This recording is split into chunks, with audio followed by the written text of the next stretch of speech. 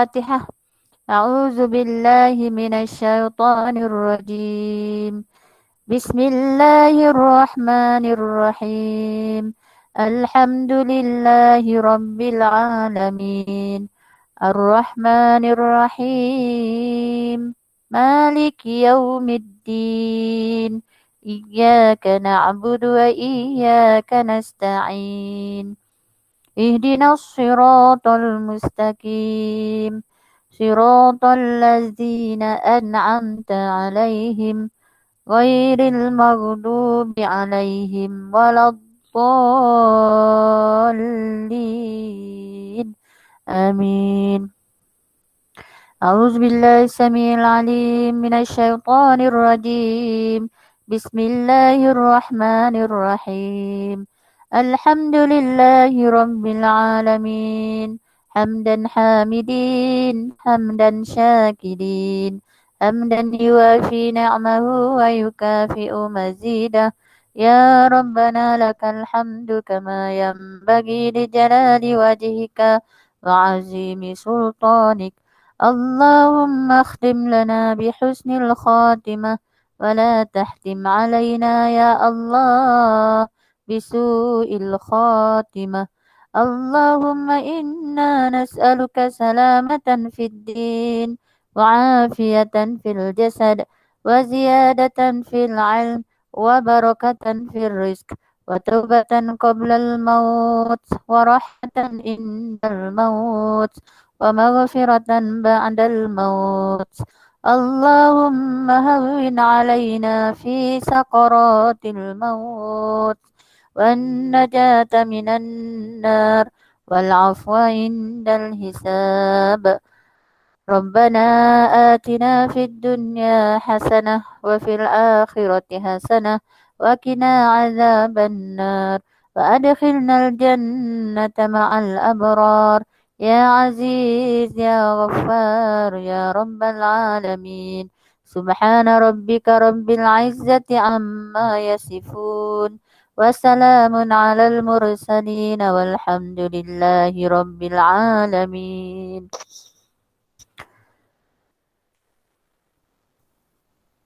Alhamdulillah ya, alhamdulillah bersyukur kita ya kepada Allah Subhanahu Wa Taala.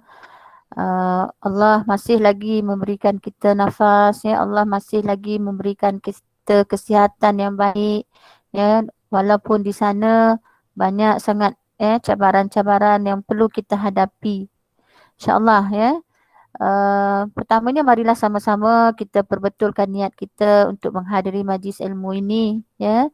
Untuk mendapat redha Allah, sebab bila kita berada di dalam majlis ilmu ini maka insya-Allah kita sentiasa berada ataupun dinaungi oleh malaikat-malaikat insya-Allah. Jadi tajuk kita pada pagi ini ialah mengenai tazkiyah an-nafs dan juga ikhlas ya dari sudut tasawuf. Ya, tazkiyah ni bermaksud pembersihan ataupun penyuburan. Dalam konteks ahli tasawuf, tazkiyah ni merujuk kepada bersih daripada sifat keji dalam diri dan kezaliman lahiriah. Jadi dalam erti kata yang lain, ya, tazkiyah an-nafs adalah melibatkan dua proses. Ya, dua proses utama iaitu takhalli dan juga tahalli. Ya, takhalli ni ialah membersihkan diri daripada sifat-sifat yang tercela kerana ianya adalah najis maknawi yang menghalang untuk sampai kepada hadrat Allah yang kudus sebagaimana najis yang zahir kepada Allah. Manakala at-tahalli ya ialah menghias jiwa dengan sifat-sifat yang mulia sebagaimana yang dituntut oleh Islam.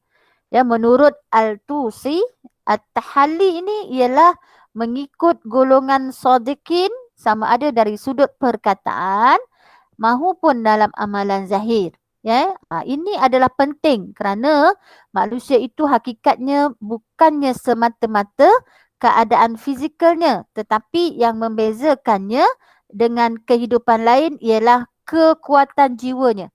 Ya, kekuatan jiwanya. Jadi tubuh badan yang jiwanya cerah hasil dari limpahan cahaya hidayah yang diberikan oleh Allah selepas melalui tazkiyah, barulah dinamakan manusia itu adalah manusia yang sejati. Ya, hidupnya benar-benar sebagai manusia, tidak lagi dikuasai oleh sifat alam rendah dan juga kebinatangan.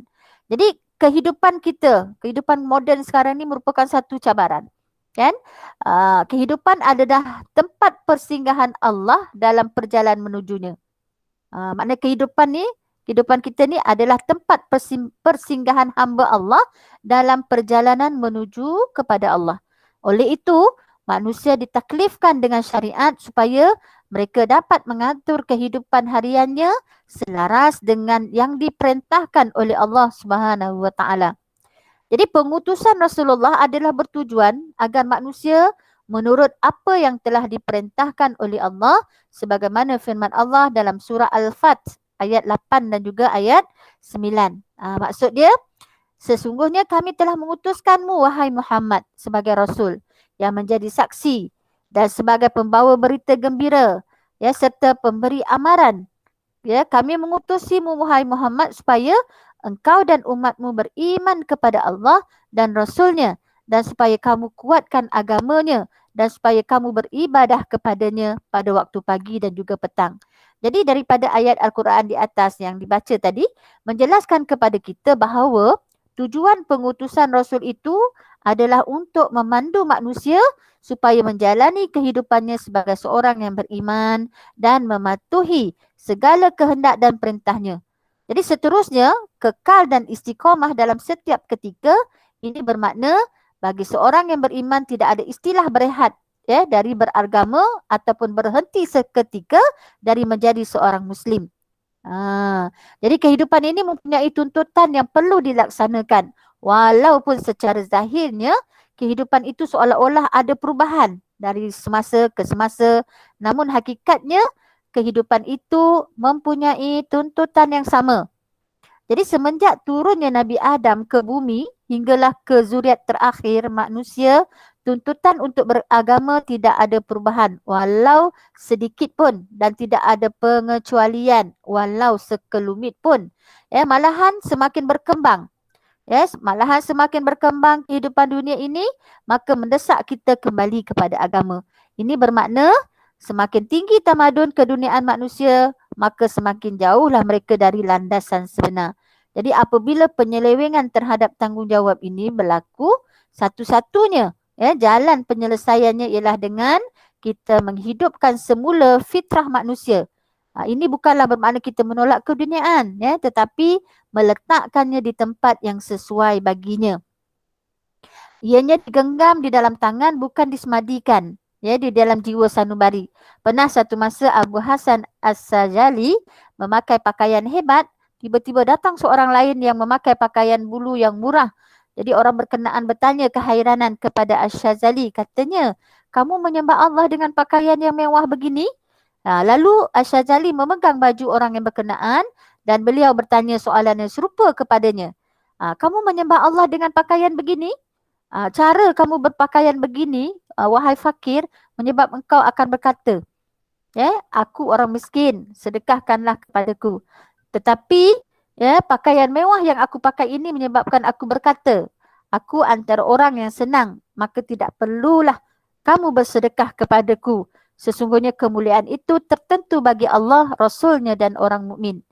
Jadi tazkiyah an-nafs ni yang sering dibincang dalam pengajian tasawuf bukanlah bersifat kerahiban sebagaimana orang Nasrani, tetapi ianya menghimpunkan antara kehidupan beribadah dan juga bermasyarakat.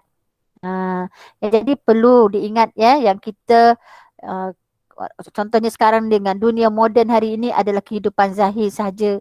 Dan ini adalah satu tuntutan, bukanlah satu kehinaan.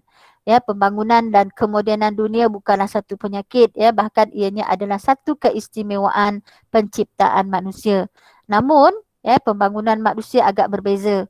Pembangunan manusia bukan membawa mereka kepada nilai yang akan dipegang oleh masyarakat pada masa hadapan ataupun mencari nilai-nilai baru, tetapi membangunkan manusia ialah dengan membawa mereka semula kepada fitrah kejadiannya yang mulia. Fitrah yang dicipta oleh Allah untuk kesempurnaan kehidupan manusia. Ya, jadi kemajuan dunia perlu diukur secara seimbang. Pembangunan yang pesat tetapi dalam masa yang sama aspek pembangunan jiwa juga tidak dipelihara. Ianya sudah tentu akan memakan diri. Ya. Contohnya sebagai contoh, ya, di ketika kita mengecap nikmat yang melimpah ruah ini, negara kita diserang. Ya, contohnya sekarang ni dengan wabak COVID-19, ya, telah menyebabkan banyak sangat kehidupan kita bertukar. Sebelum ni kita boleh pergi shopping, kita boleh pergi melancong dan sebagainya. Dan bila berlakunya PKP, kita terpaksa duduk di rumah. Tak boleh berhubung dengan orang, tak boleh berjumpa dengan orang luar dan sebagainya. Itu maknanya tuan-tuan dan puan-puan, kalau kita tengok pembangunan ini, kalau dalam masa yang sama, ya, kita meruntuhkan nilai manusia dan tujuan asalnya ialah untuk mengabdikan diri kita kepada Allah Subhanahu Wa Taala. Jadi fokus tazkiyah ini ialah, ya, manusia yang hakiki itu dijelmakan oleh keharmonian spiritual. Maka fokus tazkiyah an-nafs adalah nafsu itu sendiri. Jadi kalau kita tengok nafsu ni ada dua, ya. Nafsu ni ada dua bentuk, iaitu nafsu zahirah dan juga nafsu batinah.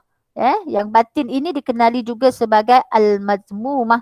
Manakala nafsu zahirah pula banyak bergantung kepada sesuatu yang dapat menguasainya. Jadi nafsu jenis ini mengikut apa yang berjaya menguasainya. Kalau yang menguasainya itu adalah malaikat, maka ianya dianggap sebagai cahaya ataupun nur. Ya, mengikut Hakim At-Tirmizi, akal hanya menjadi pengikut kepada kedua-dua jenis nafsu ini. Jadi oleh itu tidak heranlah kalau kita dapati akal sering digunakan untuk melaksanakan sesuatu kebaikan, dan pada kebanyakan masa akal juga digunakan untuk tujuan yang jahat dan juga memudaratkan. Ini kerana akal tertakluk kepada nafsu yang mana paling kuat. Jadi hati kita perlu dibersihkan dan diasuh supaya sentiasa tunduk kepada kehendak agama. Kehendak agama yang dimaksudkan di sini bukan hanya semata-mata dari aspek ibadah khususi, ya, tetapi ianya mencakupi aspek agama yang lain termasuk aspek tauhid, akhlak, ya, dan menerima tanpa keraguan apa saja yang diperintahkan oleh Allah dan juga Rasul. Jadi Islam ini agama untuk hidup, ya, dari alam roh. Kita ni daripada alam roh masuk ke dalam alam dunia. Lepas tu kita bila dah duduk dalam alam dunia, kita akan berada di alam barzah hinggalah ke alam akhirat. Jadi itulah fasa-fasa kehidupan manusia. Jadi setiap fasa itu ada peraturannya yang telah ditetapkan oleh Allah. Jadi fasa kehidupan di dunia, peraturannya adalah agama. Agama ad-din pula mencakupi keseluruhan dimensi kehidupan. Ya, jadi justru itu tidak memadai seseorang itu kelihatan soleh dan warak, tetapi hubungannya dengan alam lain cukup rakus dan takabur. Tidak pernah kita pernah mendengar Nabi Muhammad menyatakan bahawa seorang perempuan yang sempurna melaksanakan ibadah khususiahnya, tetapi dihujamkan ataupun dimasukkan ke dalam neraka hanya kerana menganiaya seekor kucing. Kita juga pernah mendengar bahawa mengalihkan sesuatu boleh memudaratkan orang lain, ya, di laluan orang ramai adalah satu daripada cabang iman. Malah banyak lagi contoh lain yang menggambarkan maksud yang sama. Jadi oleh itu, hati adalah segala-galanya. Penentu kesihatan dan arah tuju gerakan jasmani kita. Jadi tazkiyah hakikatnya sentiasa di dalam kitaran taklif. Proses penyucian jiwa ni banyak bergantung kepada komitmen terhadap apa yang ditaklifkan oleh Allah. Dia ada beberapa perkara. Perkara yang pertama ialah taklif yang pertama ialah melaksanakan perkara yang wajib. Perkara yang wajib contohnya solat, puasa, zakat, perkara-perkara yang wajib. Dan yang kedua ialah meninggalkan perkara yang haram dan syubhah. Meninggalkan perkara yang haram dan juga syubhah. Dan yang ketiga, menambahkan kesungguhan untuk melaksanakan perkara yang sunat. Contohnya kita bangun malam, kita baca Quran, kita puasa sunat dan sebagainya. Jadi maknanya inilah perkara taklif yang diperintahkan kepada kita. Yang keempat ialah menjaga adab dan juga akhlak. Menjaga adab dan juga akhlak. Dan yang kelima ialah pergaulan dengan orang-orang yang salihin. Ya, maknanya majalis satu salihin. Kita duduk bersama-sama dengan orang-orang yang soleh. Walaupun ya pada kebanyakan orang Islam ya perkara yang tersebut di atas lebih ditumpukan dalam hal-hal ibadah ya. Namun di sisi pengamal tasawuf yang sebenar ianya mencakupi keseluruhan aspek kehidupan. Sama ada dari aspek ritual ataupun keduniaan. Jadi kedua-duanya perlu ditimbang supaya menepati perkara yang disebutkan di atas. Jadi oleh itu, ya dakwaan bahawa orang sufi meninggalkan keduniaan adalah dakwaan yang melampau. Golongan ini sebenarnya amat berwaspada daripada melampaui ketentuan Allah. Ya, ini kerana Allah sendiri membenci ya segala yang melampau. Kan Allah kata biarlah kita ni sederhana, wasatiyah. Ya, kefarduan yang ditetapkan oleh Allah jika dilakukan, ianya akan membawa kebahagiaan kepada orang yang melakukannya. Ianya adalah punca kebaikan dan kesejahteraan hidup di dunia maupun di akhirat. Jadi ketakwaan itu sendiri adalah punca penyelesaian kepada sebarang kesulitan dan juga kepayahan hidup. Ianya merupakan kedamaian dan juga kemewahan rezeki. Hal ini diingatkan oleh Allah dalam ayat 1000 dinar. Kan? Ayat 1000 dinar, contohnya kita sering mengamalkan amalan masyarakat orang yang berniaga. Dia biasa amalkan.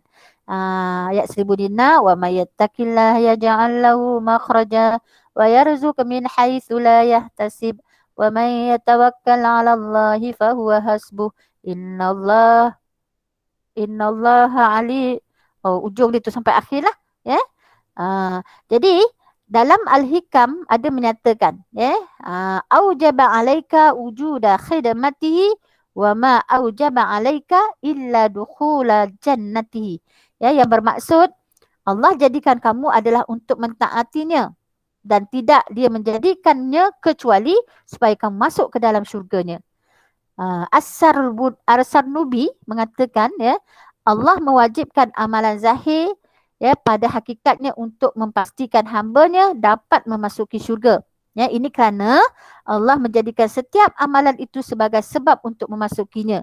Jadi kalam hikmah ini juga adalah untuk memberitahu manusia bahawa Allah itu maha kaya, ketaatan yang dilakukan oleh mereka tidak menambah kekayaan Allah dan tidak pula mendatangkan kemudaratannya.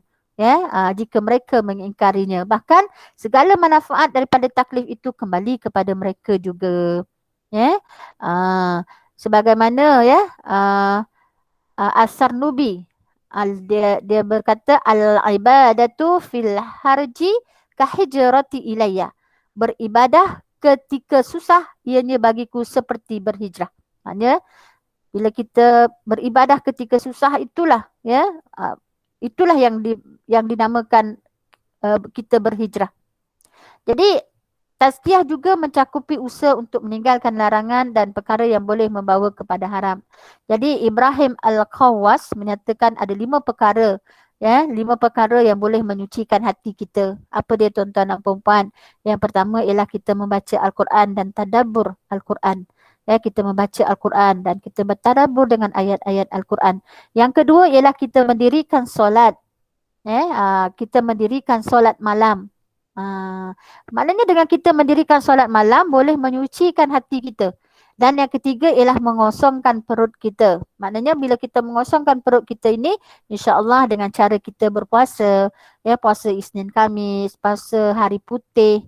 Kalau dalam bulan Muharram kita puasa nisfu Sya'ban, bila dalam bulan Syawal kita puasa 6, ya, dalam bulan Syawal. Maknanya benda-benda inilah yang menyucikan hati kita. Dan yang keempat ialah tadarruk. Tadarruk ni bermakna kita bangun di waktu suhur, di waktu sahur. Di waktu sahur. Itu sebabnya sebelum subuh tu kita dah menghadirkan diri kita untuk bersama-sama dengan Allah Subhanahu Wa Taala. Dan yang kelima ialah mujalasah, maknanya duduk bersama-sama dengan orang yang soleh. Jadi 5 perkara ini tuan-tuan dan puan-puan boleh menyucikan hati kita. Dengan kita membaca Al-Quran, dengan kita mendirikan solat malam, dengan kita mengosongkan perut kita, maknanya kita berpuasa. Yang keempat ialah di waktu sahur itu, ya, tadarruk di waktu sahur, dan kita duduk bersama-sama dengan orang yang soleh. Ya, menurut Syekh Ahmad Fatullah Al-Jami di dalam kitabnya Sawanihu Qalbi ya, ya, dinyatakan ya as-suhbah tu ataupun al-mujalasah sama kedudukan dengan ibadah. Maknanya bila kita duduk bersama-sama dengan orang-orang yang soleh itu juga dikira beribadah. Jadi ya, ada impak, ada kesannya tazkiyah an-nafs ni ya. Kesannya apa tuan-tuan dan puan? Kesannya ialah pertama, peningkatan tahap pengabdian diri kita kepada Allah. Ya, kesan tazkiyah an-nafs ni membuatkan ya kita peningkatan tahap pengabdian diri kita kepada Allah. Jadi selaras dengan perintah Allah supaya beribadah kepadanya, maka proses tazkiyah akan menjadikan seseorang itu ringan untuk melakukan ibadah dalam bentuk ritual. Ya. Ibadah yang dilakukan mencapai tahap ikhlas sebagaimana yang dituntut oleh Allah. Ini kerana ibadah yang bercampur baur dengan kepentingan lain hakikatnya adalah sia-sia. Akhirnya orang yang melakukannya akan cepat kepenatan lalu meninggalkan ibadah yang dilakukan dan tidak beristiqamah. Jadi maknanya kesan ya, bila kita impak tazkiyah an-nafs, kita dapat penyucian hati ni, dia akan meningkatkan tahap pengabdian kita kepada Allah Subhanahu Wa Taala. Yang kedua, peningkatan kualiti peribadi kita. Maknanya kualiti akhlak kita. Orang yang berjaya ya mentazkiyah jiwanya sudah tentulah akan menjadi manusia yang cemerlang. Mereka lebih mempunyai keyakinan yang tinggi, ketenangan dalam menghadapi tekanan dan juga stres, berlapang dada, mengasihi semua orang dan istiqamah dalam semua pekerjaan. Jadi maknanya bila kita kesan tazkiyah an-nafs ni dalam diri kita akan meningkatkan kualiti peribadi kita, ya, kualiti akhlak kita. Jadi yang ketiga ialah bila kesan tazkiyah an-nafs dalam diri kita, peningkatan kualiti hubungan sosial kita. Orang yang bersih hatinya sudah tentu mempunyai hubungan yang baik dengan manusia yang lain. Kejernihan hati seseorang adalah merupakan medium hubungan sosial yang paling mantap. Jadi orang yang di dalam hatinya dilingkari oleh nafsu al-lawamah sudah tentu tidak mendapat bersosial dengan baik. Kerana di dalam hatinya bersarang segala bentuk sifat kehinaan seperti dengki, sifat nifak dan sebagainya. Cemburu. Jadi kesimpulannya tuan-tuan dan puan-puan, tazkiyah an-nafs ni adalah amat penting dalam kehidupan manusia yang mahu mencari kesejahteraan hidup di dunia maupun di akhirat. Jadi tazkiyah ni tidak bermaksud menolak perkembangan kehidupan semasa, tetapi mengawal perkembangan hati kita. Tazkiyah an-nafs ni membentuk jiwa manusia yang sebenar dengan melakukan segala yang disyariatkan oleh Islam secara istiqamah dengan bimbingan seorang murabbi. Hati dibersihkan daripada sifat yang tercela dan dihias pula dengan sifat yang indah. Jadi tazkiyah perlu melalui pelbagai kaedah di samping hidayah dan juga taufik daripada Allah Subhanahu Wa Taala. Hanya manusia yang hatinya suci sajalah yang dapat kembali kepada Allah dengan sejahtera. Jadi insya-Allah ya, dengan cara kita pembersihan hati kita tadi, setiap perlakuan kita, setiap akhlak kita, setiap kehidupan kita, yang pertama sekali mesti ada sifat ikhlas. Allah menjelaskan menerusi surah Al-Bayyinah ayat 5 yang bermaksud ya. Ayat 5 ni tak silap Ustazah, wa ma umiru illa liya'budullaha mukhlishina lahuddin hunafa'a wa yuqimus salata wa yu'tuluz zakah wa dzalika dinul qayyimah. Ya, maksudnya mereka diperintahkan supaya menyembah Allah dengan mengikhlaskan diri beribadah kepadanya, tetap teguh atas tauhid dan supaya mereka melakukan sembahyang serta memberi zakat. Inilah agama yang benar. Nah, hari ini kita bincang dalam pembersihan jiwa kita, penyucian hati kita. Ya, pertama sekali mesti kita mengikhlaskan diri kita sebagaimana yang difirmankan oleh Allah dalam surah Al-Bayyinah ayat 5 tadi. Okey, sebenarnya dalam ikhlas ini juga banyak hadis-hadis yang menceritakan tentang yang berkaitan dengan ikhlas ini. Yang pertama tuan-tuan dan puan-puan. Hadis apa? Hadis Abu Habs. Abu Habs ini nama sebenarnya ialah Umar bin Al-Khattab bin Nufail bin Abdul Uzza bin Riyah bin Abdullah bin Qurat bin Razah bin Adi bin Ka'ab bin Lui bin Ghalib Quraisy Ad-Dawi. Ya, maknanya tuan-tuan dan puan Abu Habs ni nama sebenarnya Umar bin Al-Khattab sampailah kepada uh, Ghalib Al-Khusyai, ya, Ghalib Qurashi Al-Dawi, ya. Maknanya kalau kita lah, ingatlah nama kita contohnya lah kan, nama saya Zainun binti Muhammad Yusuf bin Abdul Manap. Tapi sampai tu je tuan-tuan dan puan. Tapi mungkin tuan-tuan dan puan ada di kalangan tuan-tuan dan puan yang boleh sampai ke nenek moyang. Kalau kita boleh itu lagi bagus lah. Sebab orang Arab ni dengan kaya tuan-tuan dan puan dia punya silsilah keluarga. Jadi Abu Habs ni, ya, dia kata saya mendengar Rasulullah menjelaskan amalan seseorang itu, ya, amalan seseorang ditentukan oleh niatnya. Oleh itu setiap orang mendapat apa yang diniatkan. Nah, itulah sebabnya orang yang berhijrah kerana Allah dan Rasulnya, hijrahnya itu adalah kerana Allah dan Rasulnya. Tetapi sesiapa yang berhijrah dengan niat hendak mendapatkan keuntungan di dunia ataupun mendapatkan isteri, dia mendapat apa yang diniatkan semasa dia berhijrah. Tuan-tuan dan puan-puan, ya, hadis innamal a'malu binniat. Maknanya setiap amalan itu bergantung kepada niat yang kita lakukan, ya, apa yang kita niatkan. Contohnya kalau niat kita berhijrah itu kerana Allah dan Rasul, maka hijrah itu adalah untuk Allah dan Rasul. Tapi kalau niat kita itu untuk mendapat keuntungan di dunia, maka kita akan dapat keuntungan di dunia. Ataupun kita berhijrah itu untuk mendapatkan isteri, insya-Allah kita berhijrah itu juga akan mendapat isteri. Jadi hadis ini disepakati kesahihannya. Hadis ini telah disahihkan oleh dua orang pakar ilmu hadis, ya, dalam buku masing-masing yang berjudul Sahih. Jadi kedua-dua buku ini adalah buku yang paling berautoriti dalam merekodkan hadis-hadis yang sahih. Ya, pakar yang pertama siapa dia tuan-tuan dan puan-puan? Ya, tuan-tuan dan puan-puan mungkin tahu biasanya hadis Bukhari. Tapi sebenarnya Bukhari ni nama sebenarnya tuan-tuan dan puan-puan Abu Abdullah Muhammad bin Ismail bin Ibrahim bin Al-Mughirah bin Arbazibah Al-Ja'fi Al-Bukhari. Panjang tuan-tuan dan puan-puan. Biasanya kita baca hadis sahih Al-Bukhari. Yang kedua siapa? Itu yang pertama. Yang kedua ialah Abu Husain Muslim bin Hajjaj bin Muslim Al-Qushairi Al-Naisaburi. Siapa dia tuan-tuan dan puan-puan? Biasa kita baca hadis Muslim, kan? Bukhari dan juga Muslim. Ya, hadis Bukhari dan juga hadis Muslim. Jadi maknanya nama Bukhari ni panjang, ya, Abu Abdullah Muhammad bin Ismail bin Ibrahim bin Al-Mughirah bin Al-Barzibah Al-Ja'fi Al-Bukhari. Tu nama dia panjang. Yang kedua ialah kalau Muslim pula Abu Husain Muslim bin Hajjaj bin Muslim Al-Khushairi Al-Naisaburi. Masya-Allah, subhanallah. Jadi maknanya tuan-tuan dan puan-puan, ya, hadis yang berkaitan dengan ikhlas ni yang pertama, ya, ialah tentang niat kita. Kalau niat kita, mana contohnya kita pergi berhijrah tu niat kita kerana Allah dan Rasul, kita akan dapatlah kerana Allah dan Rasul. Tapi kalau niat kita untuk mendapat keuntungan di dunia, maka kita akan dapatlah keuntungan di dunia. Ya, dan seterusnya yang kedua. Hadis yang kedua yang berkaitan dengan ikhlas ini. Okey, Aisyah binti Abu Bakar.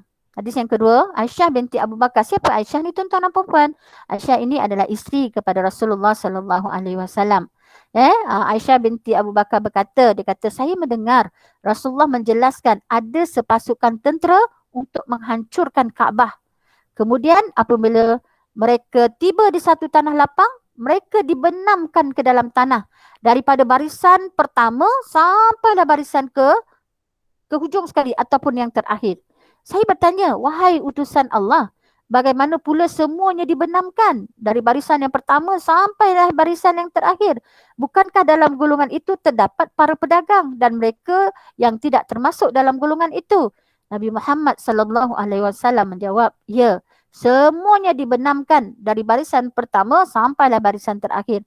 Nanti mereka akan dibangkitkan dari kubur masing-masing. Mereka menerima balasan mengikut niat masing-masing. Subhanallah tuan-tuan dan puan-puan. Maknanya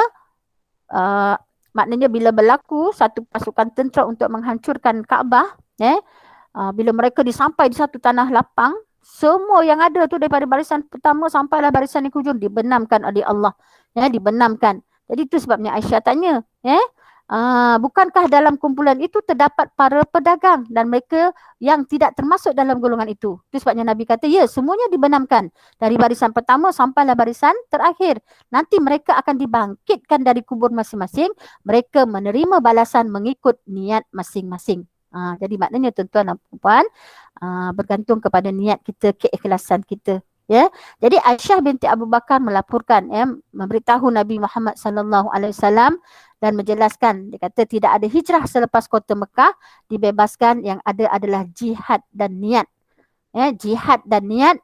Dengan demikian, apabila saudara sekalian diminta supaya keluar berjihad, maka berangkatlah. Ya, maksud hadis ini, maknanya tiada lagi hukum wajib berpindah daripada Mekah ke negara lain selepas Mekah dimerdekakan kerana ia sudah menjadi negara Islam. Itu tuan-tuan dan puan-puan. Itu hadis yang kedua yang berkaitan dengan ikhlas tadi. Makna niat kita tadi. Okey, yang ketiga. Yang ketiga.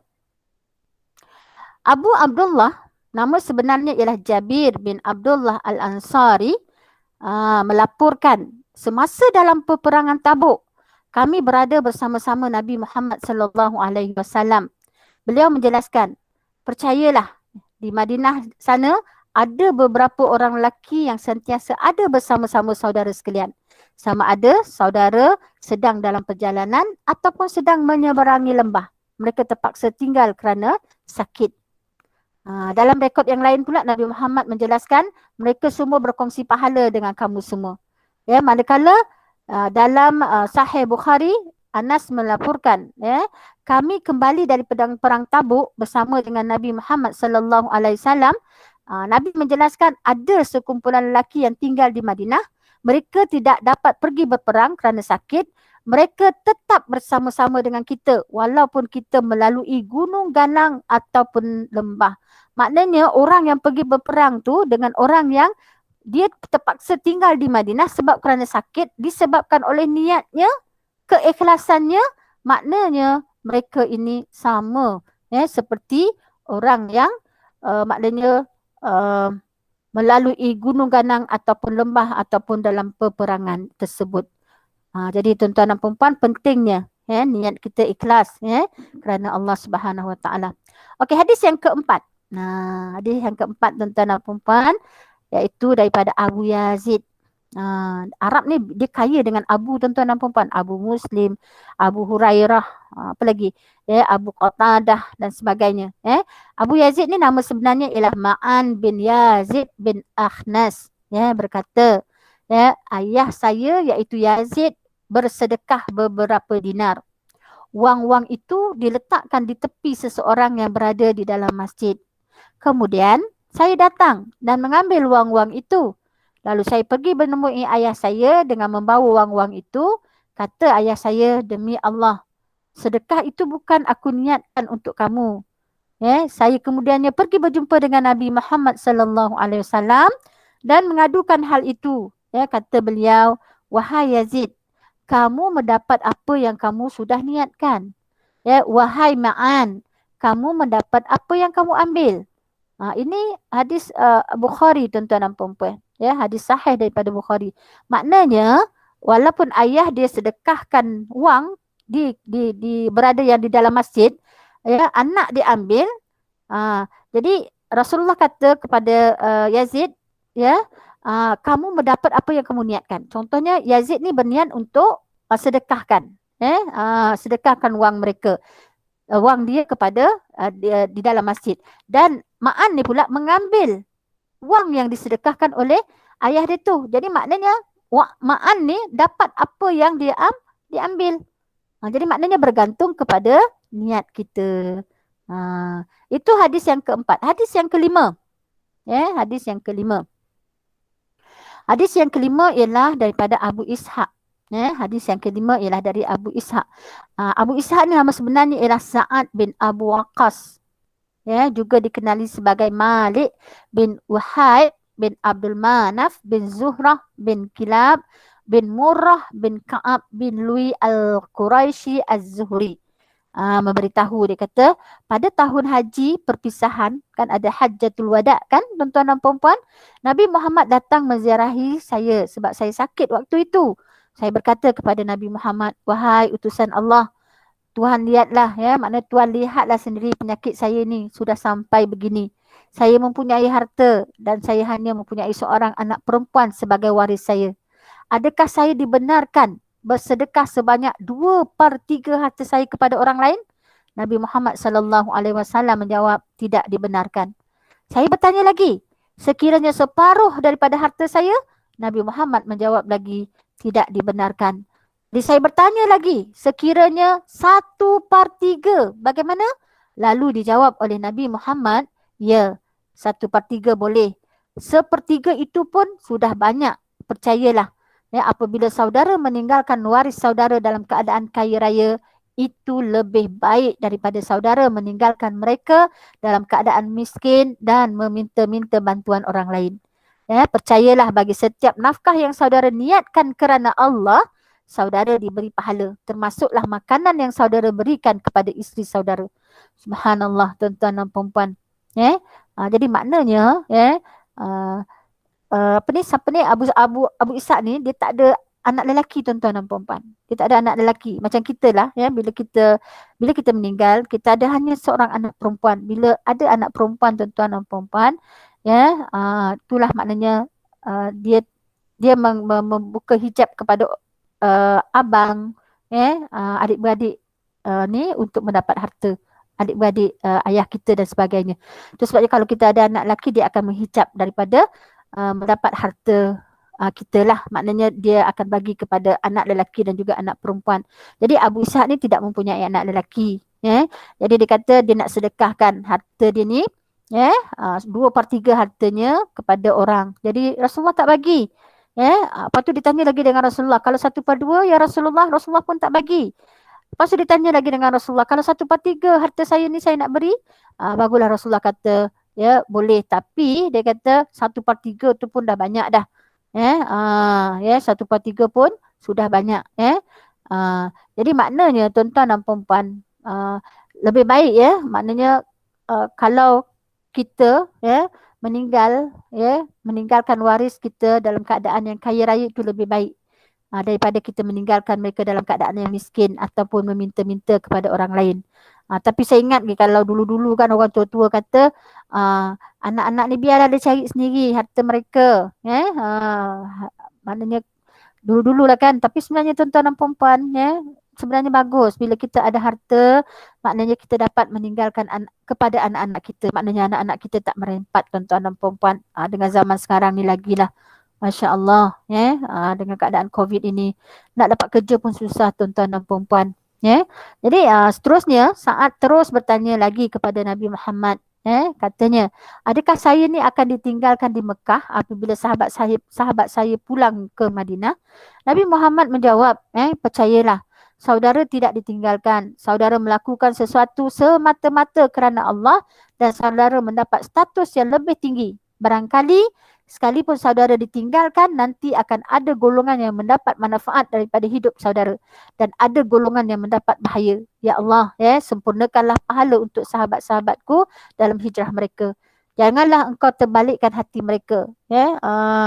Jadi sungguh yang miskin adalah Sa'ad bin Khawlah. Nabi Muhammad berasa kasihan kepada Sa'ad kerana beliau meninggal dunia di Mekah. Ini diriwayatkan oleh Bukhari dan juga Muslim. Ini kisah tuan-tuan dan puan-puan. Yang berkaitan dengan keikhlasan. Tadi ikhlas tadi macam mana kalau kita dapat meninggalkan harta kepada waris kita, lagi bagus sebenarnya. Okey, seterusnya yang keenam. Yang keenam ialah hadis Abu Hurairah.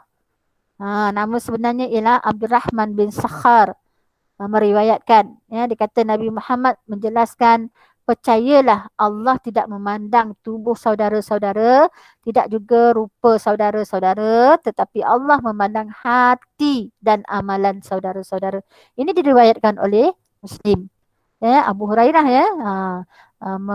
melaporkan kepada Nabi Muhammad bahawa maknanya Allah tak pandang pada tubuh badan kita, Allah tak pandang pada rupa ni rupa paras kita, ya, tetapi Allah memandang hati dan amalan kita. InsyaAllah itu maknanya keikhlasan lah. Okey, dan yang ketujuh. Yang ketujuh, Abu Musa. Nama sebenarnya ialah Abdullah bin Qais al-Ash'ari. Abu Musa. Tadi Abu Hurairah, sekarang Abu Musa. Pada suatu masa Nabi Muhammad ditanya berkenaan ada orang yang berperang dengan tujuan mahu membuktikan keberaniannya. Ada pula orang yang berperang kerana fanatik. Dan ada juga yang berperang kerana mahu menunjuk-nunjuk. Orang berperang yang manakala yang termasuk dalam jihad demi Allah, Nabi Muhammad sallallahu alaihi wasallam menjawab, orang yang berperang demi agama Allah itulah yang dikatakan jihad kerana Allah. Ini diriwayatkan oleh Bukhari dan juga Muslim. Maknanya tuan-tuan dan puan-puan, bila kita nak berperang pun kena tahu juga niat kita tu, adakah tujuan kita nak buktikan keberanian kita, adakah kita berperang tu untuk fanatik, ataupun adakah kita berperang tu untuk menunjuk-nunjuk. Tapi biarlah kita berperang kerana agama Allah, berjihad kerana Allah. Okey, seterusnya ialah hadis yang ke-8. Hadis yang ke-8 tuan-tuan dan puan-puan yang berkaitan dengan ikhlas. Abu Bakrah, nama sebenarnya ialah Nufai bin Haris. Dia melaporkan Nabi Muhammad menjelaskan apabila dua orang Islam saling bersemuka masing-masing dengan pedangnya, baik yang membunuh maupun yang dibunuh, kedua-duanya masuk neraka.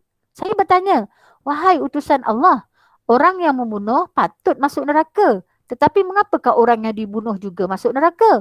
Nabi Muhammad sallallahu alaihi wasallam menjawab, sebab dia kata orang yang dibunuh itu juga mahu membunuh lawannya. Ini diriwayatkan oleh Bukhari dan juga Muslim. Maknanya kalau orang bunuh ni, dua-dua kena masuk neraka. Kenapa? Sebab orang yang membunuh tu, dia ada niat dalam membunuh, dan orang yang dibunuh juga, ada niat, ada juga niat untuk membunuh lawan dia. Jadi maknanya kedua-duanya akan masuk neraka. Jadi hadis yang ke-9. Hadis yang ke-9. Tak silap Ustazah, dia ada 11 hadis yang berkaitan tentang ikhlas tadi, niat tadi.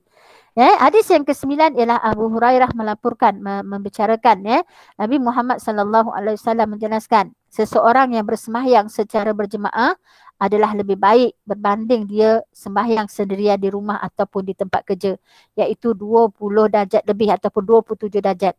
Apabila seseorang itu mengambil air sembahyang dengan cara yang betul dan sempurna, kemudian dia pergi ke masjid dengan niat semata-mata mahu bersembahyang, maka setiap kali kakinya melangkah, setiap kali itulah juga darjatnya dinaikkan, dan terhapuslah satu dosanya sampailah dia tiba ke masjid.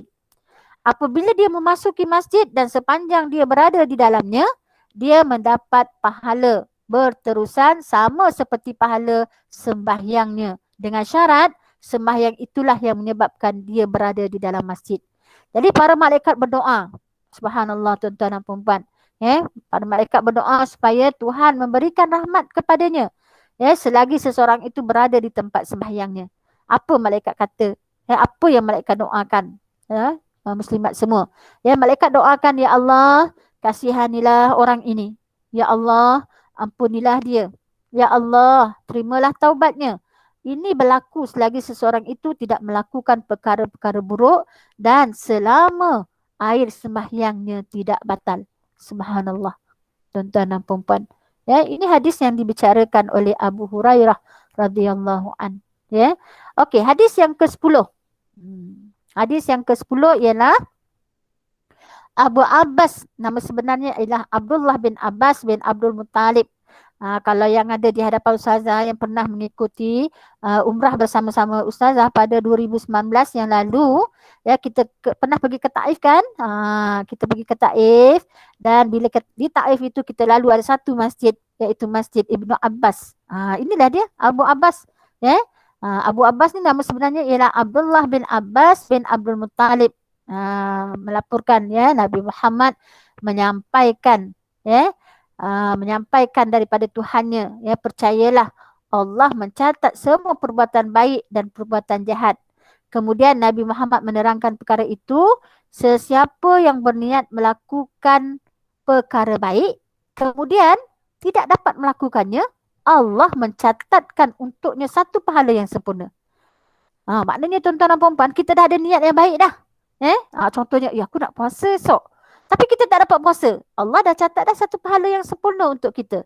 Tetapi apabila dia berniat, dan dia dapat melakukannya, Allah mencatatkan untuknya antara 10 hingga 70 kali ganda pahala. Ataupun mungkin berlipat ganda. Banyak dia. Subhanallah tuan-tuan dan puan-puan. Maknanya kalau kita niat, dalam hati kita niat, kita ni contohnya nak sedekah. Dia baru niat je tuan-tuan dan puan-puan. Niat dah, Allah dah catat dah satu pahala untuk kita. Tapi bila kita melakukannya, Allah akan bagi lagi. Allah akan catat lagi 10 hingga 700 kali ganda ataupun mungkin lagi berlipat ganda. Tapi sekiranya dia berniat hendak melakukan kejahatan, tetapi tidak jadi melakukannya, maknanya dia ada niat jahat, tapi dia tak lakukannya, Allah mencatatkan baginya satu pahala yang sempurna. Sekiranya dia berniat melakukan kejahatan itu dan dia benar-benar melakukannya, Allah mencatatkan untuknya satu dosa saja. Subhanallah. Ini diriwayatkan oleh Bukhari dan juga Muslim. Subhanallah tuan-tuan dan puan-puan. Maknanya kalau kita niat, niat nak buat baik, tapi tak buat lagi, Allah dah bagi dah satu. Tapi kalau kita dapat buat, Allah bagi lagi. Mungkin gandaan pahalanya 10 hingga 700 kali ganda ataupun mungkin lebih daripada itu. Dan manakala bila kita berniat untuk buat jahat, tapi kita tak buat jahat tu, kita dapat dah pahala. Tapi kalau kita buat juga jahat itu, maka kita akan dapat satu saja dosa. Subhanallah. Okey, ni mungkin hadis yang terakhir. Hadis yang terakhir ni seronok tuan-tuan dan puan-puan. Hadis yang terakhir ni yang berkaitan dengan ikhlas ini ialah daripada Abu Abdurrahman. Nama sebenarnya ialah Abdullah bin Umar bin Khattab. Memberitahu beliau mendengar Nabi Muhammad menjelaskan. Pada suatu masa dahulu, ni berbentuk cerita tuan-tuan dan puan-puan. Pada suatu masa dahulu ada 3 orang yang sedang dalam perjalanan. Mereka tiba di sebuah gua dan terpaksa bermalam di situ. Mereka pun masuk dalam gua tersebut. Tiba-tiba sebiji batu besar jatuh dari atas gunung lalu menutup pintu masuk gua itu. Mereka berkata, tidak akan ada yang dapat menyelamatkan kita melainkan kita berdoa kepada Allah yang Maha Agung dengan menyebutkan perbuatan-perbuatan baik kita yang pernah kita lakukan. Tuan-tuan dan puan-puan, andainya kita maknanya ditimpa apa-apa musibah, kita boleh tuan-tuan dan puan-puan, kita berdoa dengan Allah, kita sebut mungkin ada perbuatan-perbuatan baik kita yang pernah kita lakukan. Contohnya lah, mungkin dulu kita pernah sedekah dengan orang, ini kita berdoa dengan Allah, dengan Allah, mungkin dengan kita menyebut itu, Allah akan memberikan ruang, doa kita akan dimakbulkan. Okey, ada 3 orang lelaki tadi tuan-tuan dan puan-puan. Lelaki yang pertama, lelaki yang pertama dia kata, ya Allah, saya mempunyai ibu bapa yang sudah tua umurnya. Saya tidak memberi sesiapa pun minum, baik keluarga maupun hamba saya. Sebelum saya beri ibu bapa saya minum terlebih dahulu. Jadi pada suatu hari, saya pergi jauh bagi mencari makanan ternakan. Ibu bapa saya sudah tertidur, barulah saya pulang. Saya terus memerah susu buat minuman mereka, tetapi mereka sudah lena. Saya tidak mahu mengganggu mereka tidur. Tak nak ganggulah tidur mereka. Mahupun hamba saya. Maknanya saya juga tidak mahu memberikan susu itu kepada orang lain. Baik keluarga saya, baik anak saya, baik hamba saya. Sebelum kedua ibu bapanya minum. Jadi saya terus menanti mereka terjaga dengan memegang bekas minuman itu di tangan saya. Sehinggalah masuk waktu fajar. Jadi anak-anak kecil yang dekat dengan kaki saya menangis. Kelaparan. Jadi selepas ibu bapa saya terjaga, barulah mereka minum. Ya Allah, sekiranya sebenarnya saya lakukan itu semua dengan niat semata-mata bagi mendapatkan keredaan-Mu, selesaikan masalah yang sedang kami hadapi akibat batu besar ini. Tiba-tiba batu besar itu berganjak sedikit, tetapi mereka belum dapat keluar lagi. Itu yang pertama. Seterusnya ialah lelaki yang kedua. Lelaki yang kedua, ya Allah, saya mempunyai seorang sepupu perempuan. Dia manusia yang paling saya cintai. Saya tergoda kepadanya tetapi dia menolak hasrat saya. Jadi pada satu tahun, dia mengalami kepayahan yang berat lah. Dia datang ke tempat saya lalu saya berikan kepadanya wang sebanyak 120 dinar. Dengan syarat dia mahu bersendiri dengan saya seorang saja. Dia berjanji akan memenuhi syarat itu.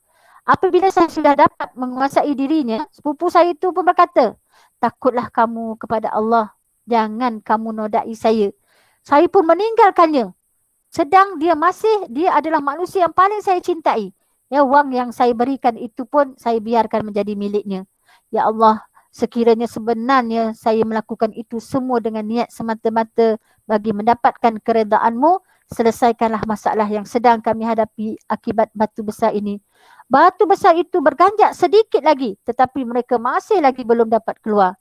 Dan yang ketiga, tuan-tuan dan puan, lelaki yang ketiga, dia ada 3 orang tadi kan? Yang lelaki ketiga ini pula berkata, ya Allah, saya pernah mengupah beberapa orang pekerja. Semuanya saya bayar upah masing-masing kecuali seorang lelaki. Dia pergi tanpa mengambil upahnya. Jadi saya pun laburkan wangnya sehinggalah bertambah banyak hartanya. Selang beberapa tahun, pada suatu hari dia datang berjumpa saya dan berkata, Tuan, serahkan kepada saya upah saya yang dahulu. Saya kata kepadanya, semua yang saudara lihat ini berasal daripada upah, wang upah saudara dahulu. Jadi baik yang berupa unta ke, lembu ke, kambing ke, ataupun hamba. Jadi dia menjawab, Tuan, janganlah bergurau dengan saya. Saya katakan kepadanya, saya tidak bergurau. Saya tidak bergurau. Jadi, lelaki itu pun mengambillah apa yang menjadi miliknya. Semuanya diambil, tak seekor pun ditinggalkan. Ya Allah, sekiranya sebenarnya saya lakukan itu semua dengan niat semata-mata bagi mendapatkan keredaan-Mu. Selesaikanlah masalah yang sedang kami hadapi akibat batu besar ini. Batu besar itu berganjak sedikit lagi, barulah mereka keluar daripada gua tersebut. Maknanya dapat keluar. Bila seorang doa yang ni, yang kedua doa, yang ketiga doa, bila sampai yang ketiga, tuan-tuan dan puan-puan, subhanallah, mereka dapat keluar daripada gua tersebut. Jadi itulah di antara, tuan-tuan dan puan-puan, ada beberapa hadis, tak silap saya Ustazah, ada 11 hadis yang berkaitan dengan sifat ikhlas. Jadi insya-Allah, moga dengan kisah ini membuatkan kita untuk melakukan segala amalan kita, niat kita ikhlas untuk mencari redha Allah Subhanahu Wa Taala. Tuan-tuan dan puan-puan, okey ke? Respon seorang, suara Ustazah okey tak? Okey. Alhamdulillah. Jadi muslimat semua, itulah di antara 11 hadis yang menceritakan tentang keikhlasan. Keikhlasan ni adalah salah satu daripada tazkiyatun nafs kita, untuk membersihkan jiwa kita. Bila kita ikhlas, insya-Allah banyak ganjaran-ganjaran yang Allah akan berikan kepada kita. Jadi Ustazah rasa cukuplah setakat ni dulu, tazkiyatun nafs dan juga sifat keikhlasan. Sebenarnya Ustazah kupas daripada satu kitab. Bab ikhlas ni sikit je baru, tuan-tuan dan puan-puan, iaitu satu kitab. Ni dia, nampak tak kitab ni? Nampak tak? Ni dia, kitab dia tebal, tuan-tuan dan puan-puan. Masya Allah, banyak sangat cerita-cerita di dalam ni. Kisah kitab ini ialah kitab Riyadhus Salihin, iaitu taman-taman orang soleh. Ni baru satu cerita bab ikhlas. InsyaAllah, lepas ni kita akan sambung. Dan bila kita bersemuka, Ustazah rasa kita boleh guna buku ni. Dan kita boleh belilah insyaAllah. Kalau nak minta tolong nanti, Ustazah tolong belikan. Ustazah akan cari dekat kedai buku, Ustazah tolong belikan.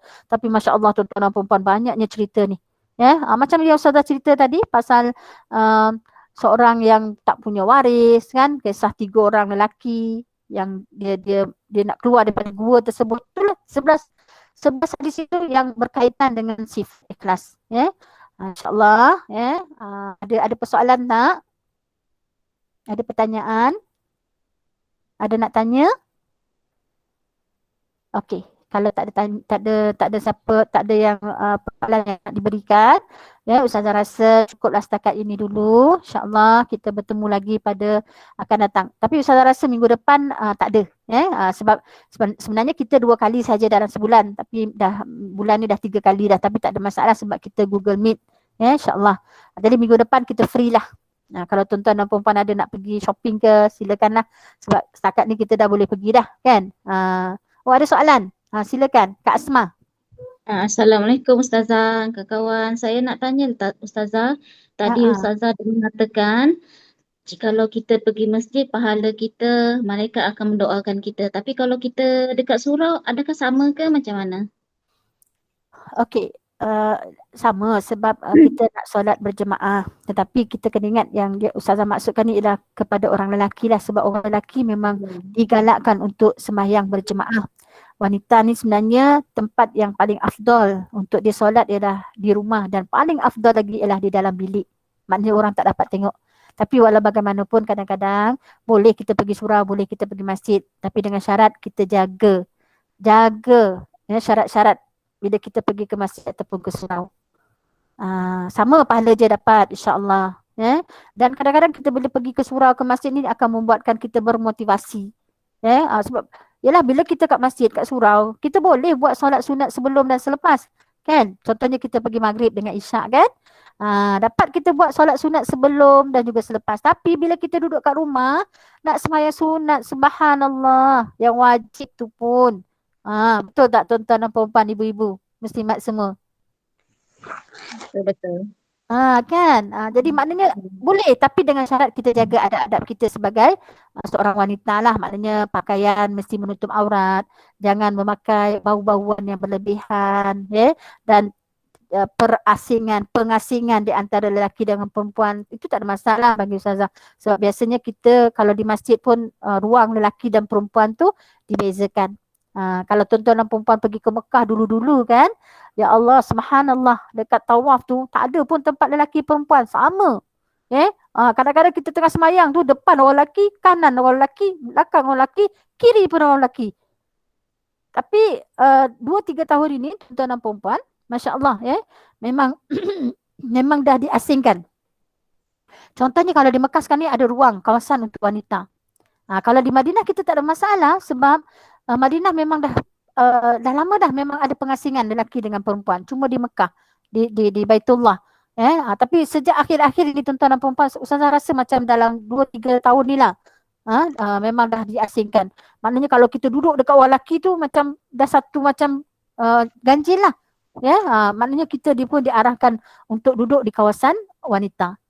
Jadi maknanya kita jaga adab-adab kita, boleh, tak ada masalah. Sama pahala dia. Okey. Okay, Ada terima lagi kasih soalan? Ustazah. Sama. Ada lagi? Okey, kalau tak ada, Ustazah rasa cukuplah sekadar ini dahulu. InsyaAllah kita bertemu lagi pada masa akan datang. Cuma minggu depan dah tak ada Kita akan sambung awal bulan depan pula. Awal bulan depan dan Ustazah akan bagi dia punya info dia. InsyaAllah. Jadi Ustazah sebelum berakhir, Ustazah mohon maaf kalau ada tutur bicara Ustazah yang mungkin terkasar, menyentuh hati ibu-ibu, kakak-kakak semua. Sebab Ustazah pun manusia biasa. Jadi kita tutuplah majlis kita dengan tasbih kafarah dan juga suratul asri. Subhanakallahumma wa bihamdika asyhadu an la ilaha illa anta astaghfiruka wa atubu ilaik. Bismillahirrahmanirrahim. Wal 'asr innal insana lafi khusr illa alladhina amanu wa amilus solihat wa tawasaw bil haqq wa tawasaw bis sabr. Sekian, wabillahi taufiq wal hidayah. Assalamualaikum warahmatullahi wabarakatuh. Terima kasih Ustazah. Waalaikumsalam warahmatullahi wabarakatuh. Wabarakatuh.